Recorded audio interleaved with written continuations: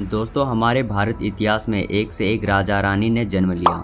आपने राजा रानी के मोहब्बत के कई किस्से सुने होंगे, लेकिन दोस्तों आज के वीडियो में आपको मुगल साम्राज्य के ऐसी महिलाओं के बारे में बताने जा रहे हैं जिनकी सुंदरता की मिसाल आज भी दी जाती है। वैसे तो एक बहुत पुरानी कहावत है कि सुंदरता चेहरे पर नहीं बल्कि देखने वालों के नज़रिए में होती है, मगर दोस्तों सुंदरता तब ज़्यादा बढ़ जाती है जब उसे मन की आंखों से निहारा जाए। दरअसल हम बात कर रहे हैं मुगल साम्राज्य के महिलाओं के बारे में।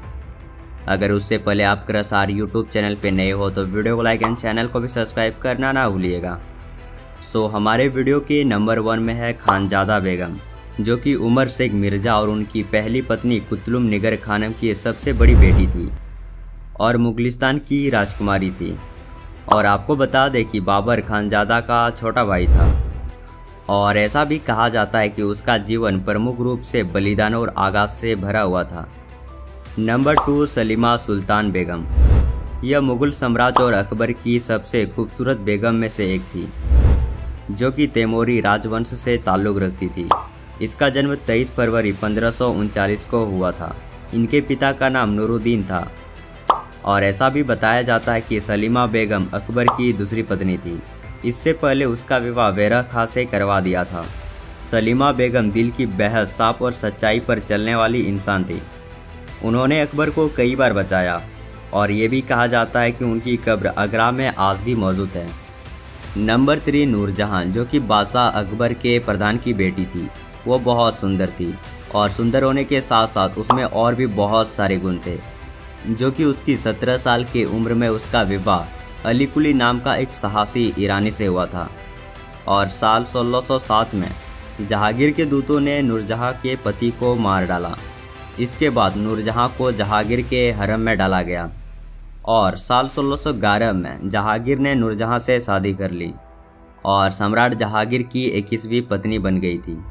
उन्होंने मुगल शासन में एक अहम भूमिका अदा की थी और ऐसा भी कहा जाता है कि उन्होंने कई कार्य भी किए थे। उस दौरान सिक्कों पर भी उसका नाम खोदा जाने लगा था, इसलिए उसका नाम इतिहास के पन्नों में भी दर्ज किया गया है। नंबर 4, दिलराम बनो बेगम।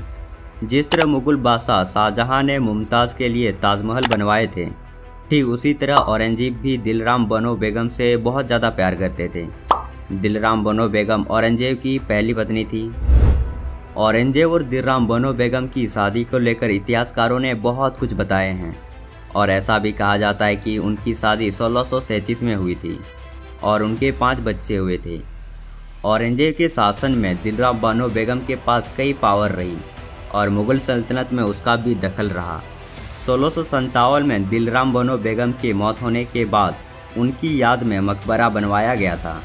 मुगल बादशाह औरंगजेब हूबहू ताजमहल के तरह मकबरा बनवाना चाहते थे, लेकिन वो ऐसा ताजमहल नहीं बनवा पाए थे। नंबर 5, रजिया सुल्तान। इतिहास में रजिया सुल्तान का नाम भारत के प्रथम महिला शासक के तौर पर दर्ज है। दिल्ली सल्तनत के दौर में जब बेगमों को सिर्फ महलों के अंदर आराम के लिए रखा जाता था, तब वहीं रजिया सुल्तान महल से बाहर निकलकर अपने हक के लिए युद्ध लड़ा और अपने शासन को संभाली। रजिया सुल्तान का जन्म दिल्ली सल्तनत के मशहूर शासक एवं इतिहास के प्रसिद्ध सुल्तान शमसुद्दीन इल्तुतमिश के घर 1236 ईस्वी में हुआ था। रजिया सुल्तान 3 भाइयों में एकलौती और सबसे काबिल थी। रजिया सुल्तान का बचपन का नाम हफ्सा माइन था, लेकिन सभी उसे रजिया कहकर ही पुकारते थे। उनके पिता इल्तुतमिश ने रजिया सुल्तान की प्रतिभा को बचपन में ही भांप लिया था। इल्तुतमिश ने पहले अपने बड़े बेटे को उत्तराधिकारी के रूप में तैयार किया था, लेकिन किसी दुर्घटना के वजह से उसका मृत्यु हो जाता है, जिसके बाद इल्तुतमिश ने रजिया सुल्तान को उत्तराधिकारी बनाने की घोषणा कर दी। दिल्ली के गद्दी पर बैठना रजिया सुल्तान के लिए इतना भी आसान काम नहीं था। 1236 ईस्वी में उनके पिता की मौत के बाद मुस्लिम समुदाय ने एक महिला को सुल्तान के रूप में स्वीकार करने से मना कर दिया था और रजिया के भाई रुकुद्दीन फिरोज को दिल्ली का राज सिंहासन पर बैठा दिया गया। रुकुद्दीन फिरोज एक मूर्ख और असक्षम शासक साबित हुआ और रजिया सुल्तान ने 1236 और 1240 तक दिल्ली के सल्तनत पर शासन किया था, जो कि उसके शासन के थोड़े ही दिनों में दिल्ली के शक्तिशाली शासक बन गई थी।